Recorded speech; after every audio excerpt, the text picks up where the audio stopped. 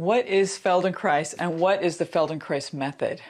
I'm going to have you experience that in just a minute. The Feldenkrais method is using awareness and attention to your movement and to your bones to make your life easier, to make movement easier, and to improve how you move so that it's more efficient and aligned.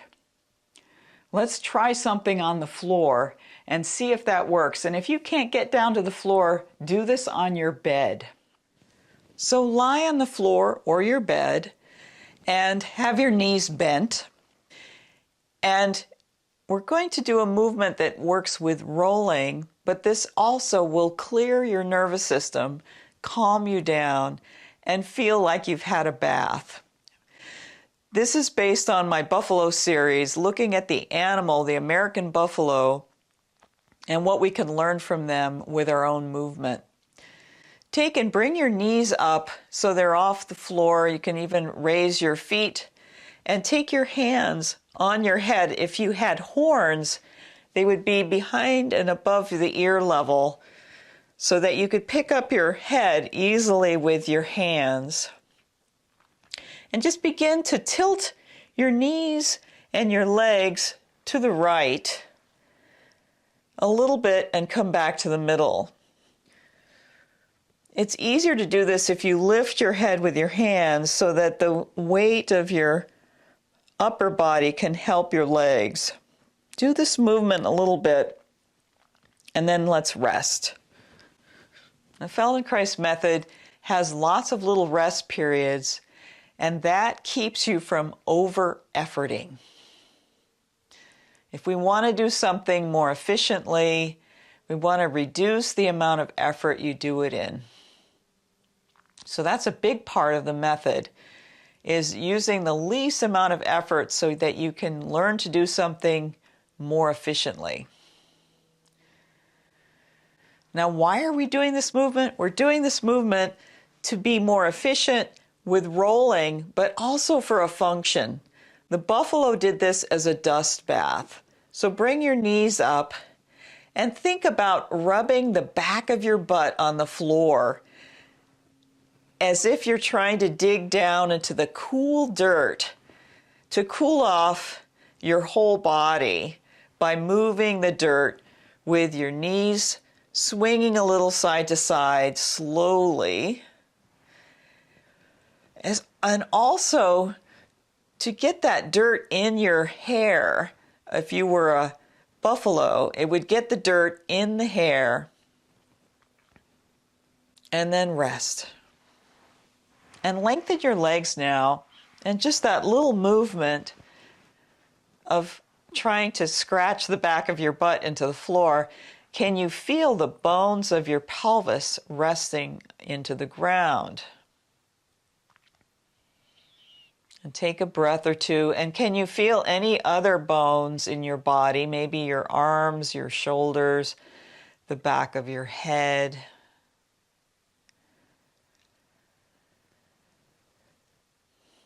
Bend your knees again. Take a hold of your head. Imagine you had horns up there. Lift your head using your hands. And now let's roll to your right side. Just going to move back here. Roll to your right side.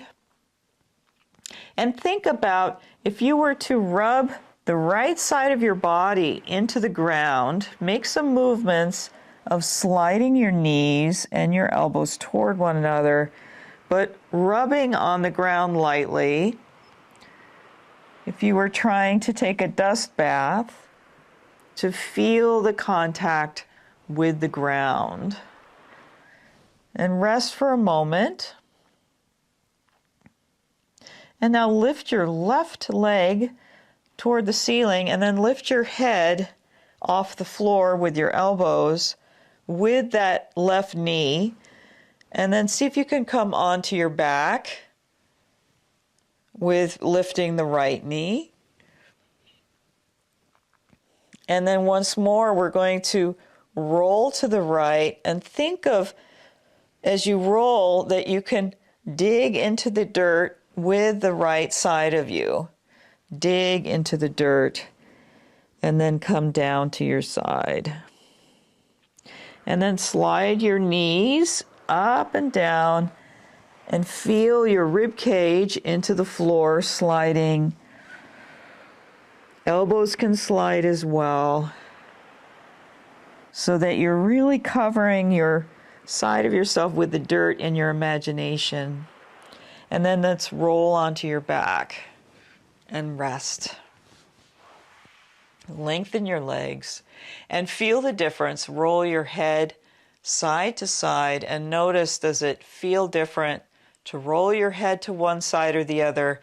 And does the weight of the right side of the body feel different than the left?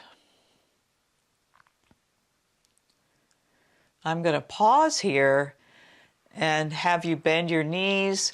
And now let's roll up to sitting. We could do a lot more with this, but feel the difference in sitting in the right side and the left.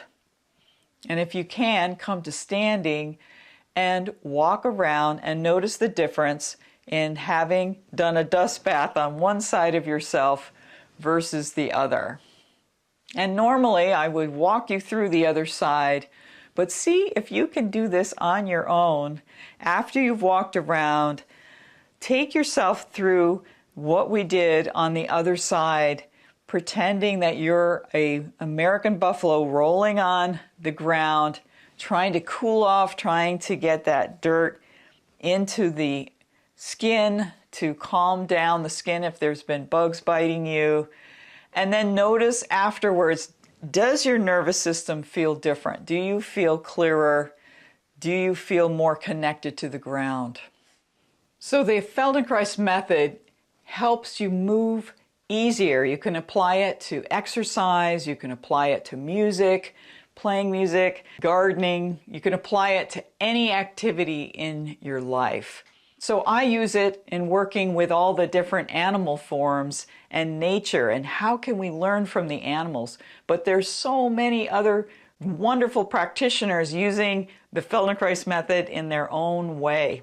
But the main principles of this method are based on using your awareness and using this sensory system of sensing your bones, sensing the body in such a way that we can move with ease and grace and learn to move faster with more efficiency. And of course, there's other things out there that do this as well. But what is unique for me is the Feldenkrais approach in sensing the bones, pausing often to feel the results of what we're doing and learning by that. There's a link taking you to the main Feldenkrais website, and there are so many wonderful practitioners on the planet practicing this method. Enjoy.